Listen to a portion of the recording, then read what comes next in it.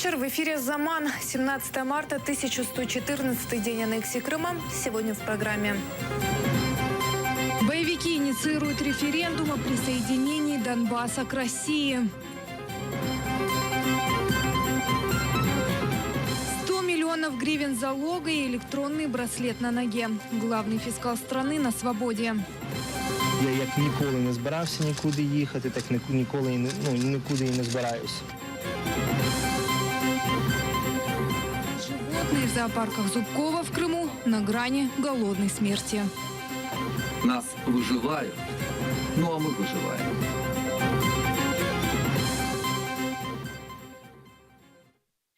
Референдум о присоединении Донбасса к России скоро состоится на востоке Украины. Об этом заявил глава боевиков так называемой ЛНР Игорь Плотницкий.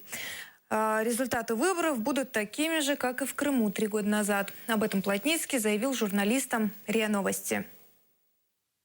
Мы не просто предполагаем, мы уверены, что такой референдум обязательно будет.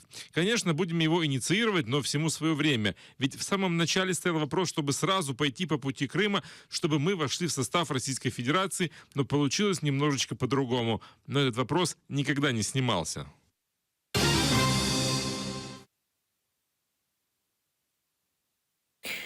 Миллионов гривен залога внесены. Насиров на свободе. Накануне жена отстраненного от должности главы фискальной службы Украины Романа Насирова внесла залог, который якобы собирали всей семьей. Сам Насиров заявил о политической мотивированности дела и перед объективами камер поблагодарил семью, которая внесла залог 100 миллионов гривен. Я як ніколи не збирався нікуди їхати, так ніколи нікуди і не збираюся. Я буду тут, я буду знаходитись фактично вдома, готувати повноцінний захист. Я дуже очікую, як казав очільник спеціалізованої антикорупційної прокуратури, і те, що ми чули від детективів і прокурорів також, що цю справу з того моменту вони будуть намагатися завершити за 2 місяці. Сегодня НАБУ уже вызвала его на первый допрос. Перед тем, как зайти в здание, журналистам он сообщил, что готов сдать все паспорта детективам и не планирует покидать Украину.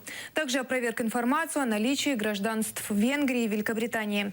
Национальное антикоррупционное бюро Украины подозревает Романа Насирова в нанесении государству ущерба на сумму 2 миллиарда гривен. Следствие полагает, что он принимал необоснованные решения об отстрочке рентной платы за добычу полезных іскопаємих. Дивіться, це там на ногі є така штука, є такий персональний мобільний девайс, на який навіть можуть дзвонити.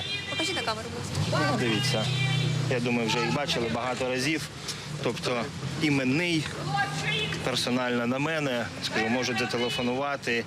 Найкраща річ, щоб не було навіть запитань, в будь-який час, в будь-який момент телефонують.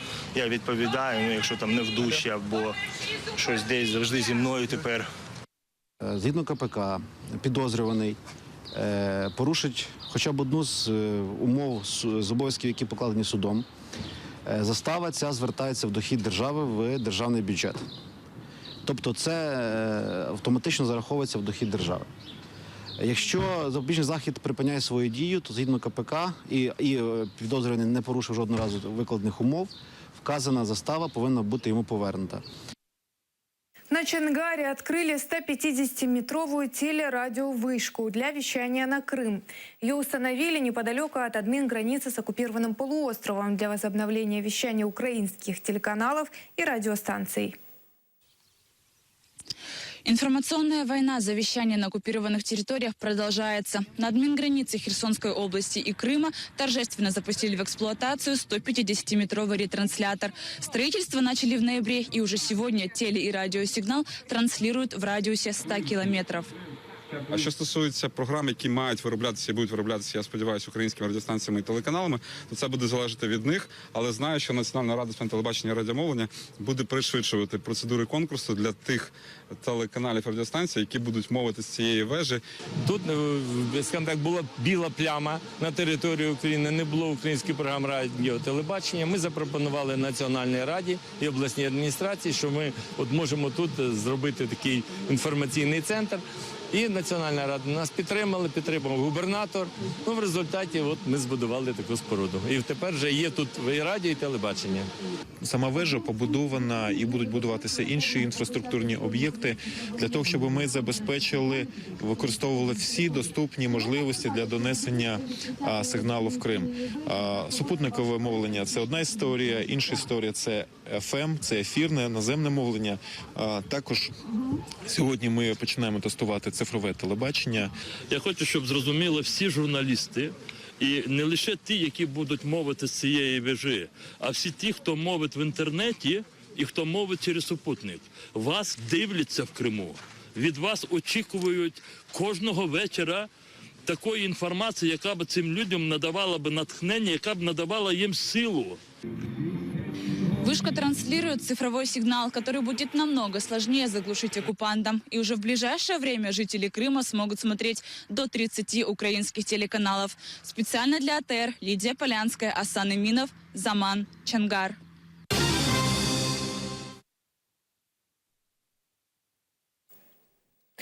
Ялтинский зоопарк «Сказка» закрыли на 3 месяца. Накануне владельцы зоопарка «Сказка» и парку Львов Тайган Олегу Зубкову сотрудники налоговой службы вручили соответствующий протокол.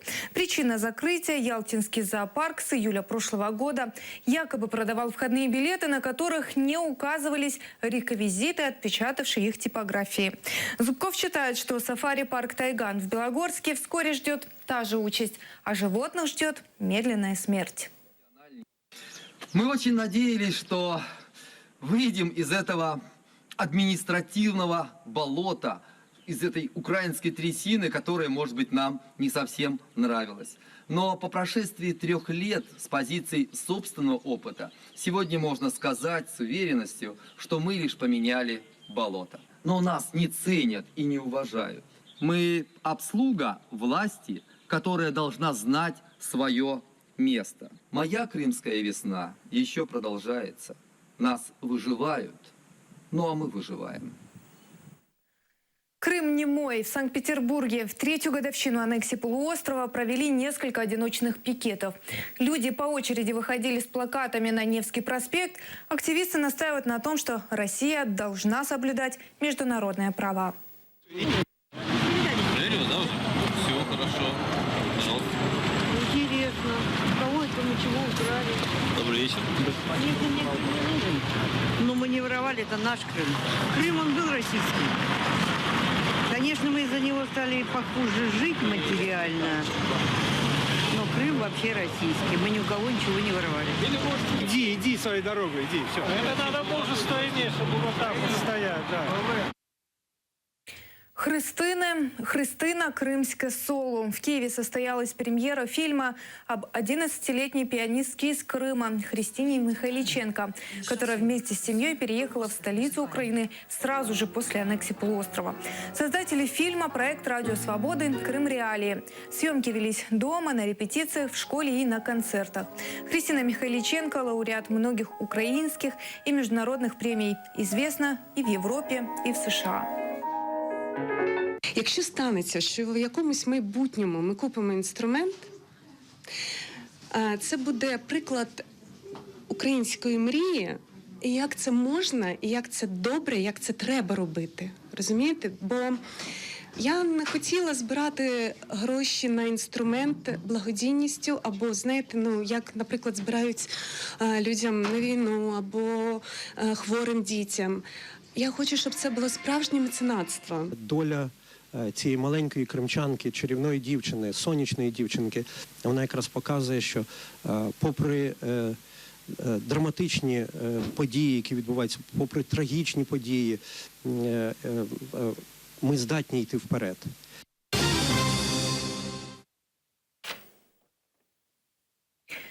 Возраст, рост, пол и даже перенесенные болезни основателя Крымского ханства Девлет Хаджи-Герая и его потомков станет известно уже через 2 месяца.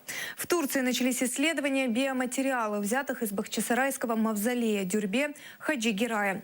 Экспертизу ДНК ханской династии проводят ученые в Стамбульском университете Айдын. Подробнее расскажет наш корреспондент Эмине Халил.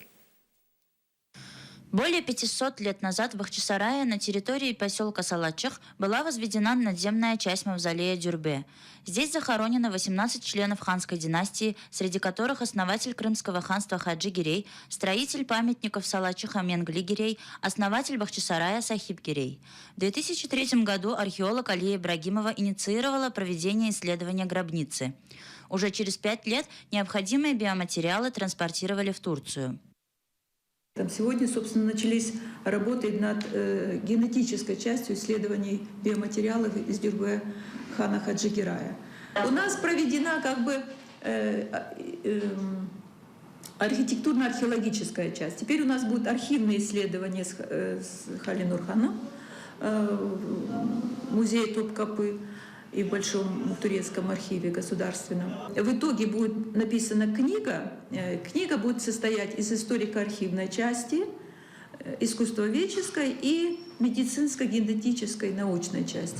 Первый этап исследований будет проходить в лабораториях Стамбульского университета Айдын.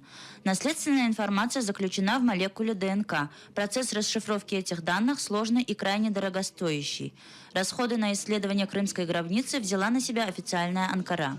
На начальном этапе есть сложности по извлечению подходящих для исследования биоматериалов. После того, как мы выберем подходящие образцы, будут проведены с помощью современных технологий такие же тесты, которые мы проводим с ДНК живого человека. На сегодняшний день это очень дорогостоящее исследование. После окончания исследований, получив результаты экспертизы ДНК, генетики планируют установить примерный возраст, пол, состояние здоровья и даже причины и условия смерти. Мы сможем выяснить по имеющимся частям скелетов возраст, пол, продукты питания, были ли какие-либо болезни у человека. Конечно же, если бы у нас в руках были целые скелеты, работать было бы намного проще. Сложно работать с отдельными частями скелета. Помимо генетических исследований, ученые планируют изучить соблюдение традиций захоронения высшей знати полуострова 15-16 веков. Мы проведем аналитическую работу. Начиная от Средней Азии до современной Анатолии, у тюрков существовала культура погребений и гробниц. Мы планируем выяснить, насколько погребение Хаджи Гирая и его семьи соответствует этим обрядам. Мавзолей основателя Крымского ханства Девлет Хаджи Гирая – это первое неразграбленное родовое погребение ханской династии. Именно здесь стоял дворец Хаджи Гирая. После депортации 1944 года активно стиралась информация о присутствии крымских татар в Крыму. Советская власть определила этот историко-культурный объект под психиатрический диспансер. И только через сотни лет ученые нашли ханские погребения недалеко от средневекового университета Зинджирлы-Медресе. Эмине Халил, Владлен Мельников, Заман, АТР, Стамбул. На этом пока все. Далее программа «Бугунь». Сегодня в гостях у Ирины Ромалийской и Османа Пашаева российский адвокат Александр Попков, защищающий права крымских мусульман, обвиняемых в экстремизме и терроризме. Будьте с АТР, будет интересно и хороших выходных.